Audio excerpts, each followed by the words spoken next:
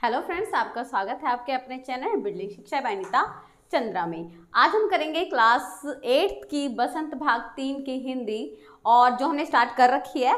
चलो स्टार्ट करते हैं टाइम वेस्ट ना करते हुए। लेकिन उससे पहले अगर आपने हमारे चैनल को लाइक, शेयर और सब्सक्राइब नहीं करा तो चैनल को सब्सक्राइब करें और बेल आइकन के बटन को भी प्रेस करें ताकि आपको आगे वाली वीडियो का नोटिफिकेशन मिल सके।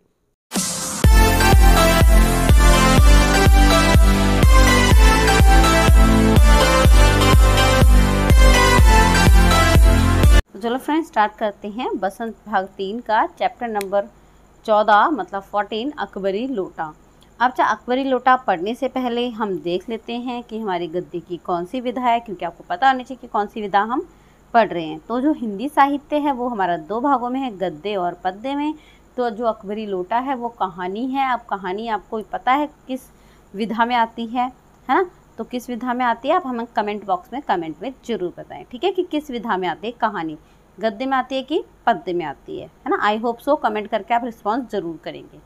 तो बच्चा ये हमारा अकबरी लोटा है, ठीक है, कहानी है एक। अब विधा आप बताओगे कौन सी विधा है। तो बच्चा इसमें क्या है, एक लाला होता है झाऊ लाल, उसकी पत्नी है। वो क्या करता है, अपना एक खराब सा लोटा ना एक अंग्रेज को मतलब चालाकी के साथ बेच देता है। और वो क्या करता है, उसको अकबर जो मतलब जो हमारा पास जो अंग्रेज है वो उसको प्राचीन सभ्यता की कोई चीज़ समझ के म्यूज़ियम में सजा देता है। तो बच्चा यहाँ हमारी स्टोरी है जो यहाँ घूमेगी। तो मैं पहले बता के आपका मतलब स्टोरी से आपका मन नहीं हटाना चाहती। एक एक लाइन पढ़ेंगे, हम लोग समझेंगे कि क्या इसमें क्या बोल रहा है, ठीक है। तो इसमें लाला झाऊ लाल है, ठीक है, और एक काल्पनिक कहानी है, ये कोई सच्ची कहानी नहीं है, सिर्फ ये इमेजिनेशन पे है। और जो ये हमारी कहानी है वो अन्नपूर्णानंद वर्मा द्वारा लिखित है। आपको लेखक का नाम जरूर याद होना चाहिए, ठीक है। कौन है? अन्नपूर्णानंद वर्मा जी। तो बच्चा ज़्यादा टाइम वेस्ट ना करते हुए हम अपनी स्टोरी स्टार्ट करते हैं ना। कहानी लिखा, लाला झाऊ लाल को खाने पीने की कमी नहीं थी। मतलब जो लाला झाऊ लाल है उसको खाने पीने की कमी नहीं थी। काशी के ठटेरी बाजार में मकान था। कहाँ मकान था बच्चा? काशी के ठटेरी बाजार में। नीचे की दुकानों में 100 रुपये मासिक के करीब किराया उतर आता था। मतलब नीचे की जो दुकानें थी उसकी उससे 100 रुपये किराया आता था उसका। अच्छा खाते थे, अच्छा पहनते थे, पर 250 रुपये तो एक साथ आँख सेकने के लिए भी ना मिलते थे। मतलब उस टाइम की बात कर रहे हैं जब ये कहानी लिखी है। तो बोल रहे हैं उस टाइम 250 रुपये उनको देखने के लिए नहीं मिलते थे। इसलिए जब उनकी पत्नी ने एक दिन एक 250 रुपये की मांग पेश की तब उनका जी एक बार जोर से सनसनाया और फिर बैठ गया। उनकी दशा देखकर पत्नी ने कहा, डरिए मत, आप देने में असमर्थ हो तो मैं अपने भाई से मांग लूँ। अब मतलब उनकी जो पत्नी थी उन्होंने बोला कि भाई मुझे 250 रुपये दे दो। अब 250 रुपये हो सकता है उनको साड़ी खरीदनी हो, कुछ भी खरीदना हो सकता है ना। तो उन्होंने बोला अगर आप वो जो सेठ जी थे वो भाई हक्के बक्के रह गए हैं, 250 रुपये चाहिए, जैसे आज के टाइम पे 2.5 लाख रुपए मांग लो है ना किसी से। तो बोला 250 रुपये चाहिए। तो पत्नी क्या बोल रही है, अगर आपके पास नहीं है तो मैं अपने भाई से ले आती हूँ, है ना। लाला झाऊला तिलमिला उठा। क्यों? भाई रौब जताना था कि क्यों अपने भाई से क्यों मांगेगी। उन्होंने रौब के साथ कहा, अजी हटो, 250 रुपये के लिए भाई से भीख मांगोगे, मुझसे ले लेना। लेकिन मुझसे इसी ज़िंदगी में चाहिए। पत्नी क्या बोली, लेकिन मुझे इसी ज़िंदगी में चाहिए। अजी इसी हफ्ते ले लेना। मतलब उसको आ गया अपने रौब पे, भाई से पैसे मांगे, मेरी तो इज्जत घट जाएगी। सप्ताह से आपका तात्पर्य 7 दिन से या 7 वर्ष से? पत्नी भी बहुत ख़राब है, वो कह रही है कि सप्ताह से आपका मतलब क्या, 7 दिन ही है ना, 7 साल तो नहीं लगाओगे। लाला झाऊला ने रौब के साथ खड़े होते हुए कहा, आज से 7वें दिन मुझसे 250 रुपये ले लेना। उन्हें भी कहा आज दिन देख लो कौन सा, और आज से 7 दिन बाद अपने 250 रुपये ले लेना मुझसे। लेकिन जब 4 दिन ज्यों त्यों यूं ही बीत गए तो रुपया का कोई प्रबंध ना हो सका। तब उन्हें चिंता होने लगी। प्रश्न अपनी प्रतिष्ठा का था, उनको पैसे हो नहीं रहे थे उनके पास, है ना।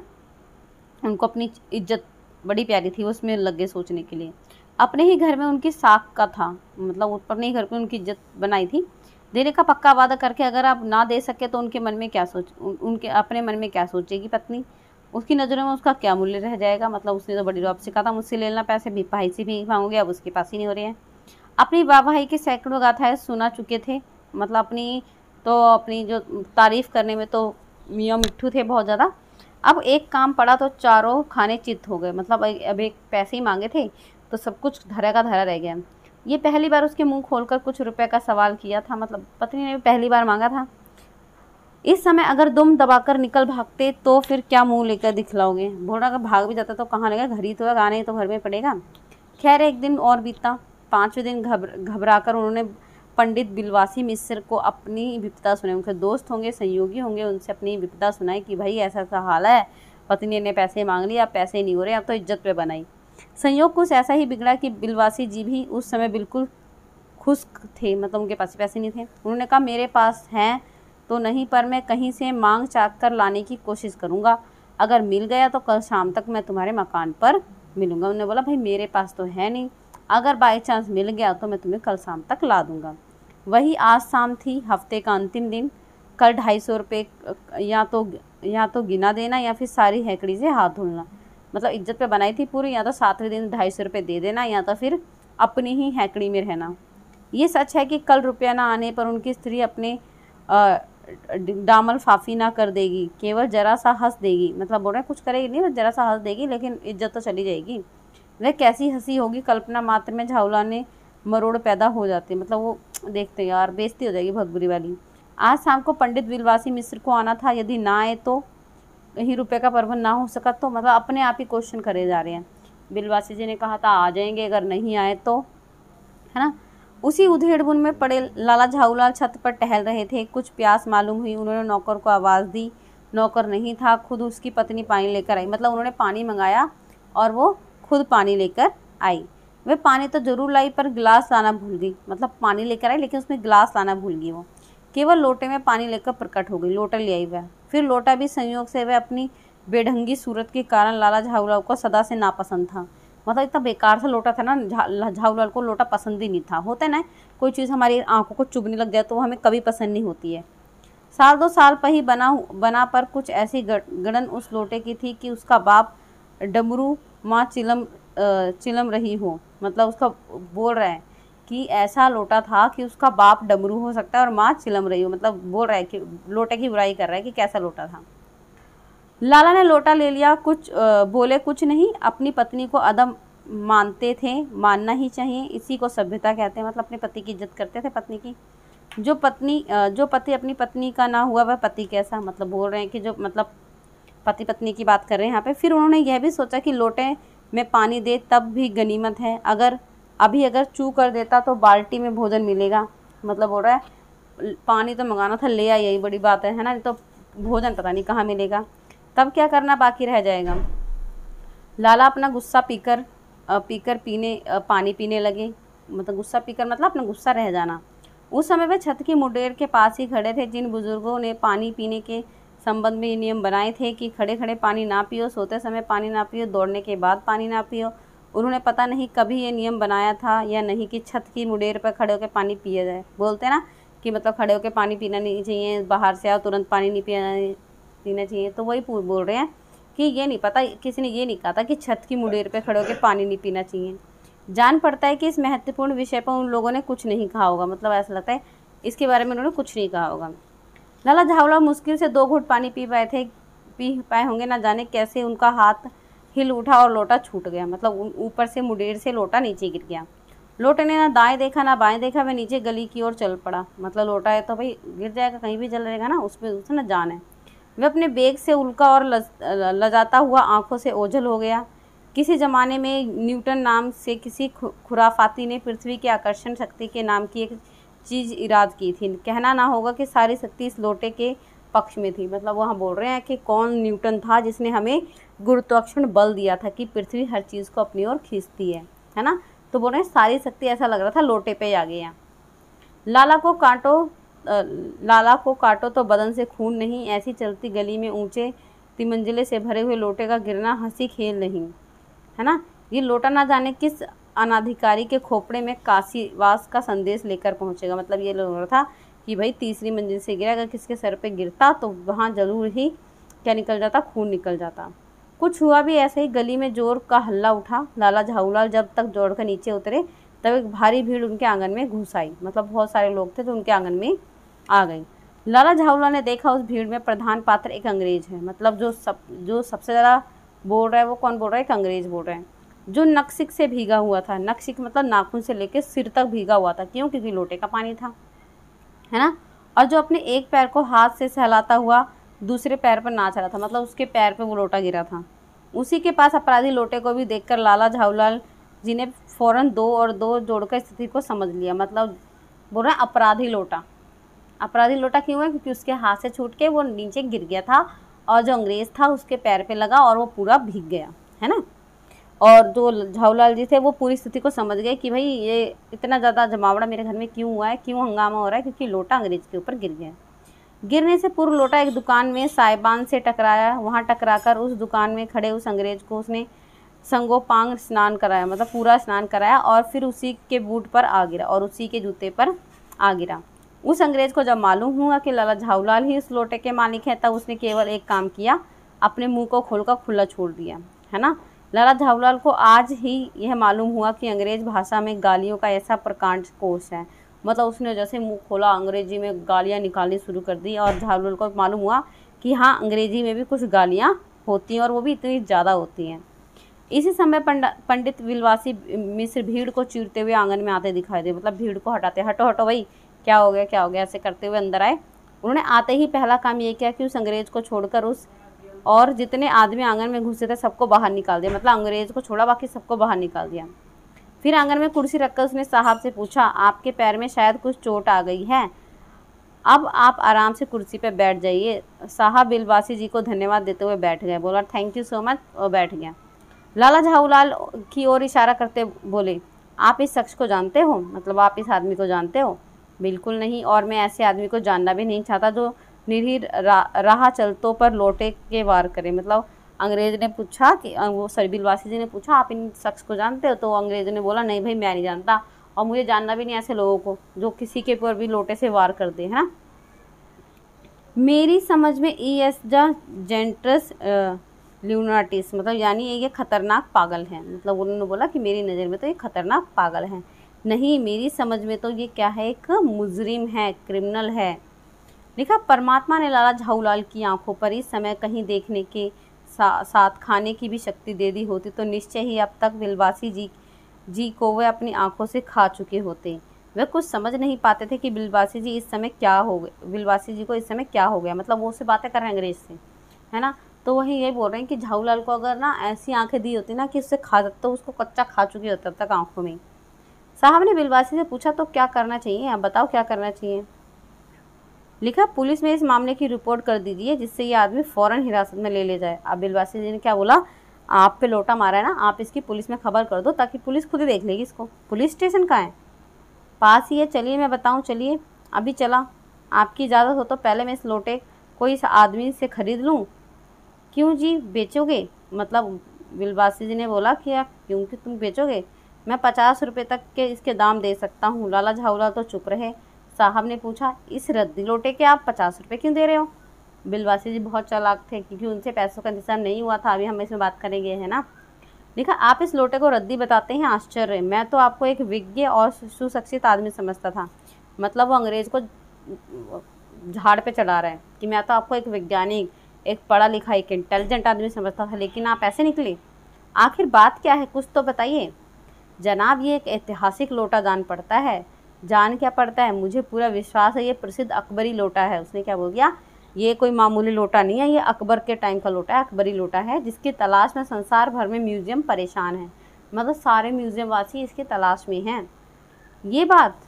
जी जनाब, 16वीं शताब्दी की बात है। बादशाह हुमायूं शेर शाह से हार कर भागा था। मतलब स्टोरी बता रहे हैं कि बादशाह जो हुमायूं था वो शेर शाह से हार कर भागा था और सिंध के रेगिस्तान में मारा फिर रहा था। मतलब सिंधु के जो रेगिस्तान था, सिंध में पानी की तलाश में मारा फिर रहा था। एक अवसर पर प्यास से उसकी जान निकल रही थी। उस समय एक ब्राह्मण ने इसी लोटे से पानी पिलाकर उसकी जान बचाई थी। स्टोरी बता दी। हुमायूं के बाद अकबर ने इस ब्राह्मण का पता लगाकर उससे इस लोटे को ले लिया और इसके बदले में उसी प्रकार के 10 सोने के लोटे प्रदान कर दिए। मतलब ये इतना इम्पोर्टेंट लोटा है। ये लोटा सम्राट अकबर को इतना प्यारा था कि इसी से उसका नाम अकबरी लोटा पड़ गया। मतलब बोल रहे हैं कि पहले हुमायूं को पिलाया, फिर ब्राह्मणों को भी पिलाया, फिर बदले में इसको ले भी लिया और अकबर को इतना प्यारा लगा कि इसका नाम ही अकबरी लोटा रख दिया। ये बराबर इसी से वजू करता था। वजू करने का मतलब क्या होता है बच्चा? जब नमाज वगैरह पढ़ने जाते हैं ना, तो हम हाथों के नाखून, पैरों के नाखून अच्छी तरह भिगो कर और मतलब साफ उफ करते हैं, उसको वजू करना बोलते हैं। लिखा, सन 57 तक इसके शाही घराने में रहने का पता था। मतलब 57 तक तो पता था कि ये राजघराने में है, पर इसके बाद लापता हो गया। कलकत्ता के म्यूजियम में इसका प्लास्टर का मॉडल, मतलब एक मॉडल रखा हुआ है। पता नहीं ये लोटा इस आदमी के पास कैसे आया। म्यूज़ियम वालों को पता चलो तो फैंसी दाम देकर ख़रीद ले जाएं। मतलब बोल रहे हैं अगर म्यूज़ियम वालों को पता चलेगा तो वो इस लोटे को ले जाएंगे। इस विवरण को सुनते सुनते साहब की आंखों में लोभ, आश्चर्य ऐसा प्रभाव पड़ा कि वह कौड़ी के आकार से बढ़कर पकौड़ी के आकार की हो गई। मतलब जिसके वो एक नहीं देना चाहता था उसके वो 100 रुपये देने को तैयार हो गए। इससे बिलवासी जी से पूछा, तो आप इस लोटे का क्या करिएगा? मुझे पुरानी ऐतिहासिक चीज़ों का संग्रह का शौक़ है। तो अंग्रेज़ ने पूछा बिलवासी से, आप इस लोटे का क्या करोगे? तो बिलवासी जी ने क्या कहा, मुझे पुरानी चीज़ों का शौक़ है। अब जब पुरानी चीज़ों का शौक़ कैसे होता है, जैसे हम अपने कुछ कॉइन्स रख लेते हैं, कुछ है ना, कहीं का डॉलर मिल जाता है, हम वो रख लेते हैं, है ना, शौक़ होता है हमें। मुझे भी पुरानी ऐतिहासिक रखने का शौक़ है, अंग्रेज़ ने बोला।